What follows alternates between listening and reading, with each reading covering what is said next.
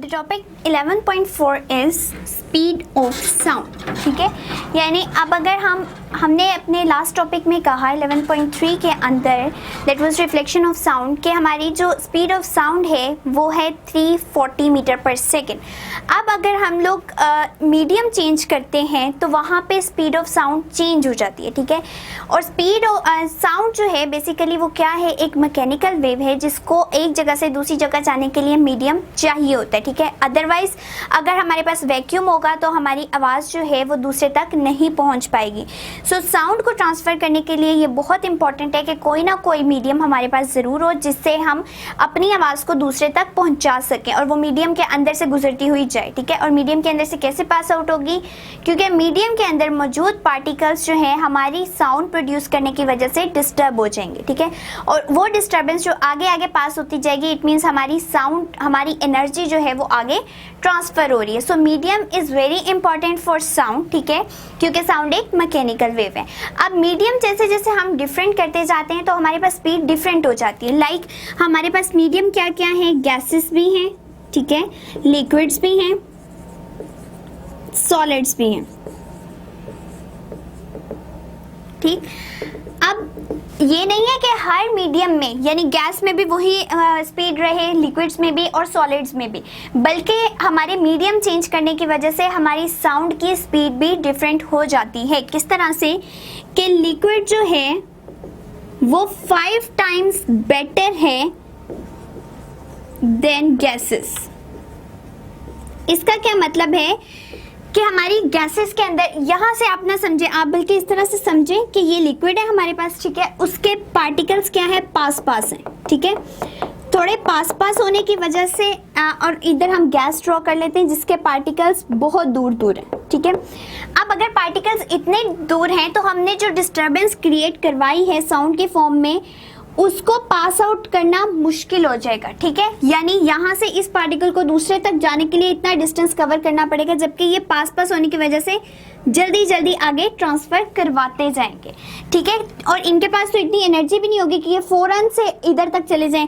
और अगर ये पास पास हैं, इसका मतलब है अगर हम इन्हें 5 जूल एनर्जी भी दें तो वो पास इतना सा डिस्टेंस कवर करेंगे और फ़ौरन से अपना वर्क कर लेंगे। ठीक है, और इसके लिए अगर हम 5 जूल रखेंगे तो इतने डिस्टेंस में कवर करने के लिए 5 जूल कम पड़ जाएगी। ठीक है, तो गैस के मॉलिक्यूल्स, पार्टिकल्स ज़्यादा दूर होने की वजह से हमारी स्पीड ऑफ साउंड जो है, स्पीड ऑफ साउंड वो 5 टाइम्स कम है, 5 टाइम्स लेसर देन वाटर या लिक्विड। ठीक है, यानी कि गैसेस से 5 गुना ज़्यादा बेहतर हमारी कौन सी है, 5 टाइम्स बेटर है लिक्विड में,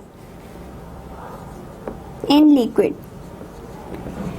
और ये सब क्यों हो रहा है, क्योंकि लिक्विड के पार्टिकल्स, लिक्विड के अंदर मौजूद मॉलिक्यूल्स करीब करीब हैं। ठीक है, अब उनके करीब होने की वजह से हमारी जो साउंड है वो जल्दी से ट्रांसफ़र हो सकती है। तो हमारी स्पीड ऑफ साउंड भी जो है वो 5 गुना ज़्यादा बेहतर होगी एज़ कम्पेयर टू गैसेस, और गैसेस के मॉलिक्यूल्स दूर हैं, इस वजह से वो लिक्विड के मुकाबले में 5 गुना ज़्यादा टाइम लेगा। ठीक है, तो अब हमें पता चला कि एक मीडियम चेंज करने से ही हमारी स्पीड पे कितना फ़र्क पड़ रहा है कि वही स्पीड 5 गुना ज़्यादा हो जाती है लिक्विड में, और उसी स्पीड को अगर हम रखें, लेट्स सपोज हमने एक अलार्म क्लॉक को रिंग करवाया है। ठीक है, अब उसकी आवाज़ जो निकल रही थी वो let's suppose 340 metre per second की स्पीड से जा रही थी।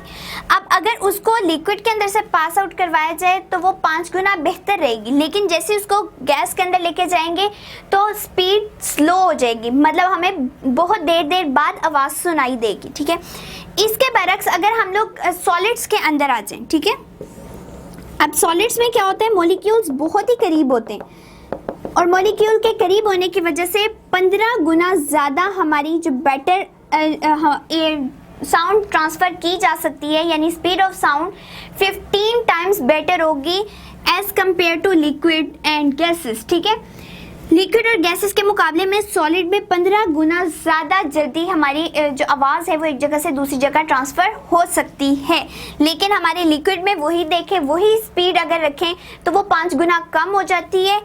या 5 गुना बेहतर रहती है as compared to the gases, ठीक है। तो इससे हमें पता चला कि जब हम मीडियम को चेंज करते हैं तो हमारी आवाज़ की स्पीड जो है वो कम या ज़्यादा भी हो सकती है। और अगर हमें speed of sound find out करनी है तो हम किस तरह से फाइंड आउट कर सकते हैं, हमारे पास इसके लिए फॉर्मूला है, ठीक है, जिसको हमने पढ़ा था वेव इक्वेशन के थ्रू, ठीक है। ये वेव इक्वेशन के थ्रू हमारे पास एक फॉर्मूला आया था, वेव इक्वेशन, जिसमें हमने क्या डिस्कस किया था कि v किसके इक्वल होता है, lambda f, where lambda is the wavelength of wave, wavelength, and f is frequency.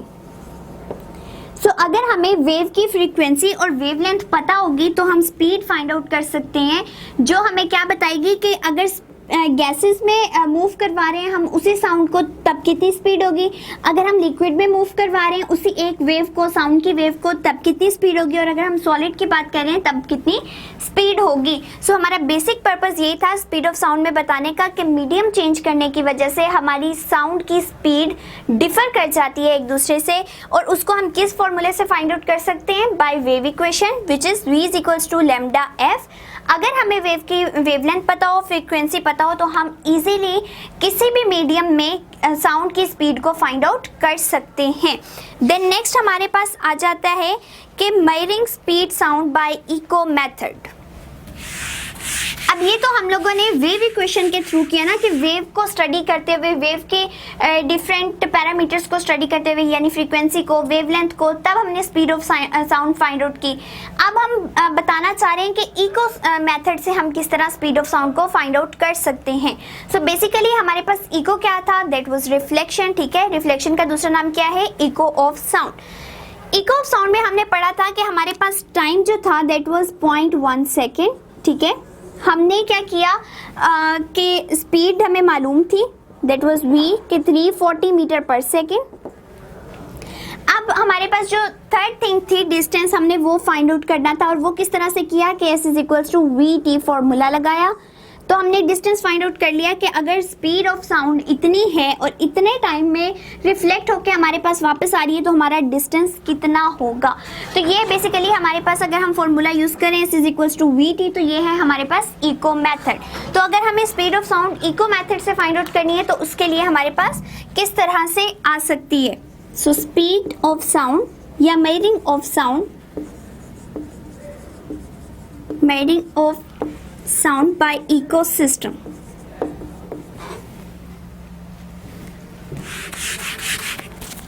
Eco method या सिस्टम। सो सबसे पहले हमने क्या करना है, अब हमने स्पीड फाइंड आउट करनी है, एंड इकोसिस्टम में हमारे पास क्या था, एक तो स्पीड पहले गिवन थी, एंड सेकेंडली हमें टाइम गिवन था। अब हमने इसमें तो डिस्टेंस फाइंड आउट किया था, लेकिन इस केस में हमें ये स्पीड फाइंड आउट करनी है कि स्पीड कितनी हो सकती है। सो हमें डिस्टेंस पता होना चाहिए।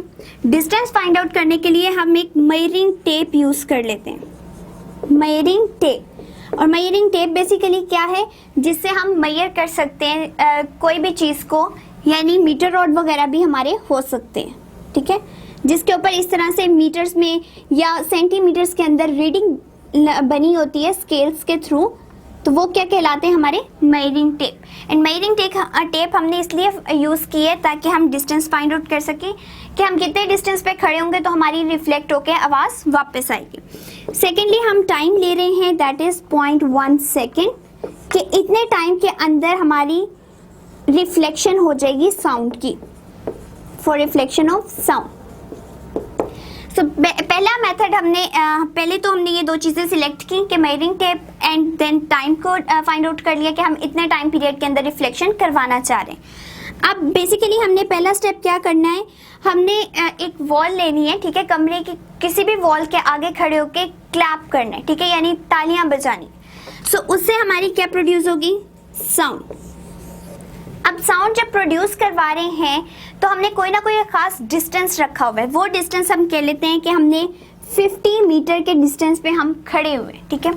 50 मीटर के डिस्टेंस पे खड़े होके हमने क्लैपिंग से साउंड प्रोड्यूस करवाई है, और किसी एक वॉल को ही बेसिक अपना मेन पॉइंट बनाया है, उसी पे हम कह रहे हैं कि रिफ्लेक्शन का प्रोसेस होगा। लेट्स सपोज यहाँ एक पर्सन खड़ा है और जो फ्रंट वॉल है हमने इसको मेन पोजीशन कहाँ है, एंड मेन पोजीशन से यानी इस वॉल से डिस्टेंस है उस पर्सन का 50 मीटर्स। अब जब क्लैप जो उसने किया उसकी वजह से साउंड प्रोड्यूस होगी तो वो इस वॉल पे स्ट्राइक करेगी एंड स्ट्राइक करके वापस आएगी इन 0.1 सेकेंड्स।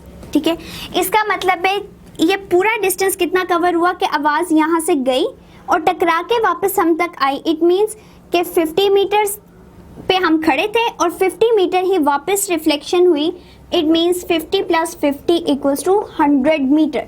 सो आवाज़ ने जो डिस्टेंस कवर किया है इट इज़ 100 मीटर्स और टाइम कितना लिया, जस्ट 0.1 सेकेंड्स।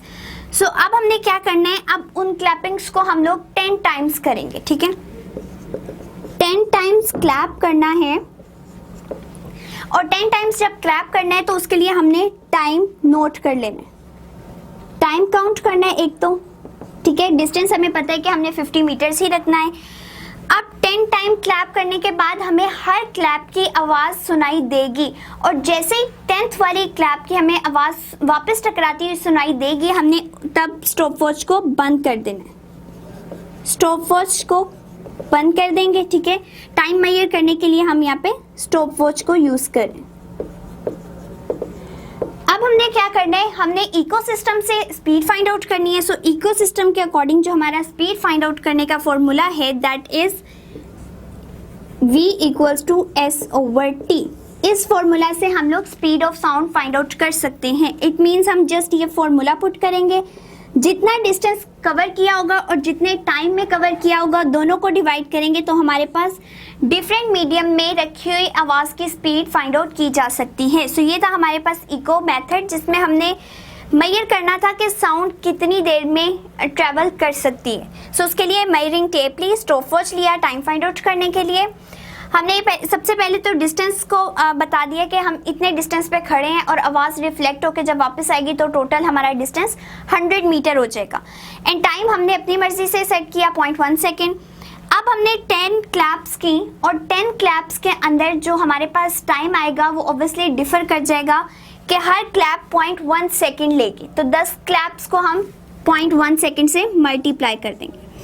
सो हर क्लैप की हमें जब आवाज़ वापस आती हुई सुनाई देगी तो जैसे 10th वाली क्लैप की आवाज़ सुनाई देगी स्टॉप वॉच को बंद कर देना है तो हमारे पास टाइम आ जाएगा। ठीक है, तो टाइम को और डिस्टेंस को हमने फॉर्मूला में पुट करना है and we can find out the speed of sound. ठीक है, और स्पीड ऑफ साउंड जो बेसिकली हमारे पास होती है that is 343 metre per second in the air. ठीक है, तो ये चेंज भी हो सकती है, समटाइम इसको 340 भी मेंशन किया जाता है एंड समटाइम 343 भी।